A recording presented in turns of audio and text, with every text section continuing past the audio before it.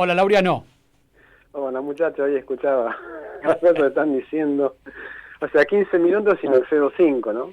Bueno, hay que darle un color, Usted sabrá redondear. Comentarios. Para algo también están los conductores, pues si no que vengan solamente los columnistas. Sí, claro. Sí, Segundo verdad, columnista más verdad. solicitado, diríamos, o el primero, no sé. Ahí con Nacho están cabeza a cabeza. Bueno, Bueno, Laureano. cuéntenos, hoy parece que la cosa viene con un aporte argentino, ¿no es cierto?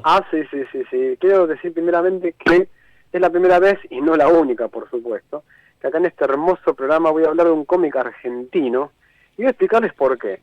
Porque ya que lo dieron la columna antes a Nacho, nuestro querido Ignacio Nacho Ambort, me dijo hace unos días atrás, unas semanas atrás, que unas personas a su vez le habían comunicado a él que, bueno, la intención también querían que se tocaran cómics argentinos en el programa. Yo iba a hacerlo eventualmente, pero bueno, lo adelanté, así que hoy voy a hablar de, por un lado, Capitán América, y por otro, el Eternauta. Ajá. Ya me empezaba a asustar con el Interesante. Capitán América, ¿está bien? El Eternauta. Pero bueno, antes de hablar y empezar a analizar estos personajes muy jugosos, por cierto, tengo que hacer una aclaración, aunque sea breve, pero aclaración al fin. Primero tengo que contestar una pregunta que para mí es obvia, pero no sé si sea obvia para todas las personas que escuchan, que es ¿qué es un superhéroe? Uno dice, bueno, superhéroe, pero ¿qué es un superhéroe en el fondo? Te voy a dar una definición súper corta. Un superhéroe es un personaje de ficción, pues sus características superan a la del héroe clásico, generalmente con poderes sobrehumanos, aunque no necesariamente, entroncado en la ciencia ficción, ¿sí?, con un alter ego, generado a fines de los años más o menos 1930 en la industria del comic book estadounidense, que contribuyeron a levantar y han gozado de multitudes de adaptaciones en otros medios, especialmente en el cine. Les cuento que la palabra superhéroe es una palabra que tiene trademark, o marca registrada, no la puedo usar en cualquier personaje sin pagar. Mira vos, algo así como Roquefort y como champán. Algo así, exactamente. Bueno, vamos a empezar en primero estos dos personajes. Vamos a arrancar con el Yankee. Arranquemos con Capitán América. El año de nacimiento de este personaje es del año 1941, aclaro de nuestra época real, aunque el nacimiento del hombre como tal es en otra época, pero bueno, el nacimiento de los dos reales es 1941, de la mano de dos geniales pensadores, Joe Simon y Jack Kirby, dos gigantes junto con Stan Lee, de lo que se considera hoy en día la Marvel Comics. El verdadero nombre de Capitán América, porque Capitán América es un seudónimo, es Steven Rogers, ¿sí? ¿Y con qué poderes cuenta? Fuerza sobrehumana, habilidades de combate cuerpo a cuerpo, resistencia, estrategia y liderazgo, reflejos aumentados y manejo de cualquier arma. Entre los aliados de Capitán América encontramos a Bucky Barnes, que es su compañero de luchas, algo así como una especie de Robin para el Capitán América, los Vengadores, o sea, los Avengers, que de hecho él es el líder de los Avengers, los X-Men, los Cuatro Fantásticos, los Guardianes de la Galaxia, entre otros. ¿Cuáles enemigos declarados y confesos tiene Capitán América? Varios. Yo voy a nombrar solamente algunos. Calavera Roja, que es el principal, Barón Zemo, Hydra, Doctor Doom, Kingpin, Galactus, y el más peligroso, que yo lo analicé, que es Thanos. Cierto, estuvimos hablando de mal Thanos. Sí. La aparición que se ha hecho del Capitán América generalmente ha logrado notoriedad en los cómics y después en los films del MCU, o sea, del Marvel Cinematic Universe, y yo voy a hablar un poquito solamente de la participación de él en Avengers Endgame del año 2019, el año pasado. ¿Cuál es el contexto histórico real en el cual surge Capitán América? La Segunda Guerra Mundial. Ahí nos metemos bien en lo que es la historia, que es el tema de hoy. Claro, eso es lo que te estaba por preguntar. Claro, año 41, plena John, Segunda Guerra. ¿Cómo juega en relación al estudio y a la filosofía de la historia este hombre? Recuerden que les dije que este personaje surgió en 1941, la Segunda Guerra Mundial todavía no había terminado. Por eso. ¿No? Entonces, ¿cuál es la idiosincrasia del Capitán América? Bueno, él se define a sí mismo primero como un cristiano protestante, porque los superhéroes también tienen religiones, aunque no lo crean. Hay ateos, hay católicos, bueno, pero eso da para otro día. Encarna la lealtad y la fidelidad a su país, ya que es un acérrimo patriota que antepone siempre los valores de su país al momento de proceder. Es alguien con una confianza enorme en sí mismo, ya que es un arma secreta estadounidense que participó en un proyecto que después voy a hablar un poquito, y su frase más icónica es Avengers Assemble, o traducido en español como Vengadores Unidos. Vamos un poquito al análisis histórico de este personaje. ¿Y de quién quería vengarse? Disculpe mi ignorancia al respecto. Sí, de todos los villanos que nombré antes, Calavera Roja y Barón Zemo, ¿no? Muy... Y él, este grito como de este lema que tiene él, digamos, es un poco la representación de todos los superhéroes que lo siguen a él en contra supuestamente del mal, ¿no? Usando esa frase que en la película del año 2019, Avengers Endgame, él la dice. Los fans nos quedamos un poco decepcionados porque como en el cómic lo hace, lo grita a todo pulmón. En la película fue un triste ¡Avengers! Claro. Entonces, bueno, fue bastante decepcionante.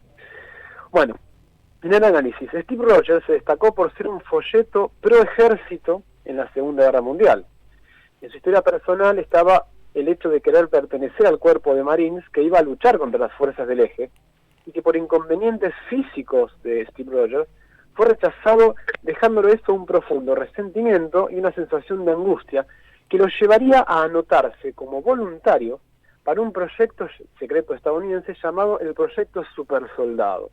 Es decir, que le iban a inocular una vacuna con un cierto elemento que no explican bien en el cómic, es una especie de combinado químico que lo prepara ni más ni menos que el papá de Iron Man, el papá de Tony Stark, y que ese combinado de esa vacuna le daba precisamente poderes sobrehumanos, que fue lo que terminó pasando.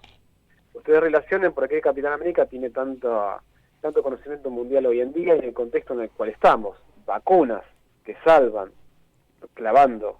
Lo tratamos en la editorial, ¿no? También el tema, sí. Bueno, y también lo hacen en Estados Unidos este proceso supersoldado porque en Alemania también se estaba desarrollando el mismo proyecto y que también resultó un supersoldado alemán, por supuesto nazi, hecho por una especie de agrupación secreta que incluso estaba secreta ante Hitler, que se llamaba Hydra, y desarrollan al principal enemigo del Capitán América, que es Calavera Roja.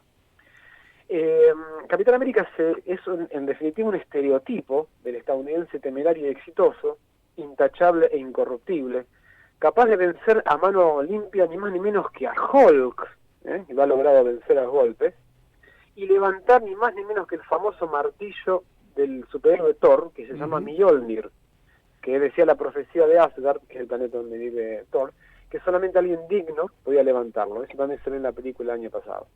También representa el triunfo de la ciencia estadounidense, porque la ciencia es lo que le permite llegar a ser quien fue, ¿verdad? Y representa el triunfo también que empodera a Norteamérica, ya que esta empresa Marvel, ¿no?, que post la compra por Disney, aprovecha también a reaccionar la Capitán América de manera intencional con nuevas sexualidades. Recordemos esa parte de la película Avengers Endgame en donde él dirige y nutre a un grupo de hombres, de hombres y mujeres, que habían perdido sus familiares por Thanos.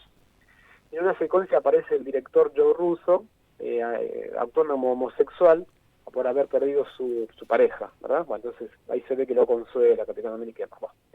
Y finalmente lo muestran a Capitán América en la película como alguien añejo, viejo, que en viajes en el tiempo para devolver unas gemas del guante de Thanos, decide quedarse en el pasado con su amor, una tal Peggy Carter, y el sucesor del Capitán América no sería Bucky, que era su Robin, digamos, sino que va a ser un personaje que es bastante menor dentro del universo de Marvel, que se llama Falcon, dicho sea de paso, un negro, ¿no? Entonces ahí vemos cómo el Capitán América, siendo un folleto antinazi, rubio, ojo celeste, que representaba el triunfo de Norteamérica, termina siendo, con la visión de Disney, un folleto más de la progresía que tanto nos quieren vender. Claro. Ahora bien, redondeándolo y vinculándolo con el tema de hoy, vendría a representar el famoso destino manifiesto de los Estados Unidos de América, este hombre. Sí, claro. Por supuesto. Sí, y que ahora está venido a menos, está anciano, como no me está la película, y lo va a reemplazar un negro, obviamente, ¿no? Si uno ve las películas que aparecen en Netflix, digo Netflix porque no me he emparentado hasta ahora con Marvel, siempre tenemos contenido exacerbado, digamos, de la progresividad. Incluso, y con esto termino con Capitán América, en Marvel, en Netflix tenemos la Guerra de la Ilíada, las series de la Ilíada, donde Aquiles es negro pelado. Mirá. Cuando en realidad sabemos que en la Ilíada era rubio con cabello largo. Pero no, ¿cómo siempre rubio se discrimina? Brad Pitt. Claro. Mirá vos. Sí, Bueno, es una película, bien. es una película. ¿Y qué nos queda entonces para este personaje tan especial y tan hasta hasta también diría yo desvirtuado por estos tiempos, ¿no? El Eternauta. El Eternauta, bueno. Año de nacimiento del cómic, 1957, o sea, bastante después de la Segunda Guerra Mundial, después de la Revolución Libertadora en Argentina, recordemos eso. Y se consolidaría más o menos en la década del 70, o sea, varios años después de lo que Oesterheld lo escribió. Bueno, ahí me adelanté. Los autores tenemos a Germán Oesterheld y el dibujante Francisco Solano López, ni más ni menos descendiente del mariscal paraguayo Solano López, de la Guerra de la Triple Alianza, muerto en el 2011, hace muy poquito. Mirá vos, qué lindo datos. Bueno, el verdadero nombre del Eternauta, porque el Eternauta es su alter ego, se llama Juan Salvo. Y los poderes con los que cuenta son viajar en el tiempo y en el espacio. Muy interesante esa idea, al menos por tratarse de un cómic argentino. Entre sus aliados encontramos por lo menos dos personas importantes. Su fiel y amigo Favali, profesor de física, y un muchacho que será amigo después, llamado Franco, que resulta ser un trabajador, un tornero, para ser más exacto. Y entre los enemigos de Juan Salvo encontramos a los Gurgos, los Cascarudos, los Hombres Robots, los Manos y los Ellos. Ahora te voy a explicar esto porque es muy interesante. Vamos, que el operador ya me pide, pero bueno, sí, vamos a robar. ¿Qué apariciones ha tenido el Eternauta en Argentina? Ninguna, pues siempre ha tenido líos legales y ni siquiera en videojuegos lo han logrado sacar. Pero sí salió en la televisión una serie en el 2013, si no me equivoco, llamada Germán Últimas Viñetas, que eso de la vida de Germán Oesterheld. Creo que son 13 capítulos, muy buenos, yo los recomiendo. Yo conozco al libretista, de hecho, en persona, el señor Luciano Saracino. ¿En qué contexto histórico entonces apareció, o más tiene que ver, digamos, como yo lo voy a interpretar al Eternauta? La dictadura militar argentina de 1976. ¿Por qué? Porque la idiosincrasia de Juan Salvo es en realidad un antihéroe. Su proceder se centra en la defensa de su propia familia, su esposa Elena y su hijita Martita, y su mejor amigo Favali. Secuencialmente se vuelve un héroe que de manera desinteresada y heroica asume un papel como esperanza de la humanidad, pero ensalzando y dignificando a toda una comunidad con él. Una de las frases más icónicas, que en realidad no las dice Juan Salvo, sino que las dice el propio Oesterheld, es que el héroe es el héroe colectivo. Siguiendo la vida del propio Oesterheld, que perteneció a la agrupación guerrillera Montoneros, no olvidar esto, de hecho él está desaparecido por haber pertenecido a eso y le asesinaron a sus hijas, él tuvo 4. Los distintos personajes de su historia, en especial los villanos, tienen un fuerte simbolismo. En principio, la nieve que cae en Argentina, que empieza a matar a la gente, representa posiblemente la ideología pro-imperialista yanqui, que tuerce la naturaleza del sujeto, al igual que tuerce la naturaleza del color de la nieve, porque no es blanca, sino negra. Por otro lado, los invasores de la Tierra, los primeros que aparecen son unos bichos tipo insectoides, llamados Gurgos y Cascarudos, son seres brutos y sin individualidad. Quizás representen a aquellos que apoyaban esas políticas antipatriotas, que se reducían así a meras bestias, ¿verdad? Claro. Los Manos, es decir, los que controlaban estos grupos y cascarudos, ¿por qué no? Posiblemente representen a las Fuerzas Armadas argentinas y además políticos complotados, sometiendo a los habitantes de a pie. Y finalmente aparecen los últimos seres que no son demasiado bien descritos en el cómic, pero son los más importantes y peligrosos, llamados los Otros, a falta de un nombre mejor. Representan probablemente a aquellas personas que entre las sombras son los verdaderos causantes de la invasión dictadura, que no tienen un rostro definido, por ende, sean más bien gente infiltrada en alguna agencia de espionaje venida, no de otro planeta, sino quizás de otro país, para sumergir a nuestra Argentina, planeta Tierra, en un verdadero caos. Claro. Vamos a la conclusión, gente. Como vemos, no solo que se puede reflexionar filosóficamente sobre este caso los cómics, sino que si se dirige la mirada, si se redirige la mirada, se puede apreciar un panorama histórico en el génesis de estos. Tratamos el Capitán América como el del Eternauta, de dos personajes del extremo geográfico de la Tierra, porque uno es en el norte y el otro en el sur de América, representan a su vez dos extremos ideológicos, el individualismo liberal anglosajón y el colectivismo socialista latino. Pero a pesar de que en ambos haya diferencias explícitas, tampoco puedo dejar pasar al menos dos semejanzas muy fuertes. Primero, que son fruto de un momento histórico definitivo e irrumpen de manera contestataria.